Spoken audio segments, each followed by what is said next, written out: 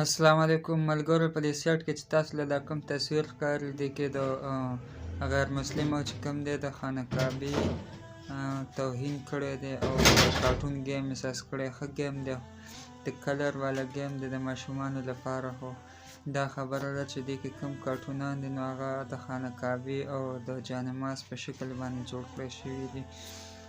دا چې کوم دی د دې غیر مسلم یو سازش دی، دا د مسلمانانو نبض چې کوي چې دا څنګه د دوی د طرفه څه رد عمل راځي که نه، که د دې رد عمل ملاو نشي نو سبا هغوی بل څه جوړوي.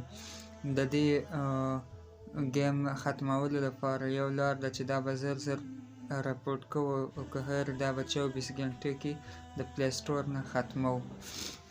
نو تاسو له په دې سایټ کې زه هغه سکرین ته ګورئ، د رپورټ کولو طریقه هم درته ښیم. تاسو چې کله بیبي کعبې دغه ګیم ته راشئ پلی سټور کې، تاسو به په دې باندې دلته کې د بره کلیک کوئ، دې ځای کې ټیک شو. ما کلیک کو، دلته کې دا لیکل راغله دا سټارز دي، دې کې به سټار یو هم نه ورکوئ، ولې چې هغوی ته بیا فایده میلاویږي. تی سټار مار به نه ورکوئ او دلته کې به راشئ دې سر کې تاسو ته 3 ډاټس ښیم، دا 3 ډاټس دي، دې باندې به کلیک کوئ. چې دا کله ووهئ دې ته به بیا راشئ، دلته کې د فلیګ ایس اناپروپریټ نو دغه به کلیک کوئ.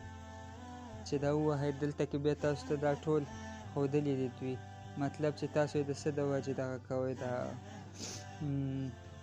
رپورټ کوئ. نو په دې کې چې تاسو کوم هر یو کوم وهئ نو د دې نه به ډایرکټ رپورټ کېږي. خو د هغې دپاره ښه ټولو نه دا یو دی د hateful or abusive content چې دا کلیک کوي. دا ما دلته کلیک کو، ټیک شو، او دلته کې به بیا لاندې راشي دی سبمټ ته، دې ځای کې دی دا دی سبمټ، دا بس دا رپورټ شو، د دې نه ستاسو رپورټ هم پوره شو.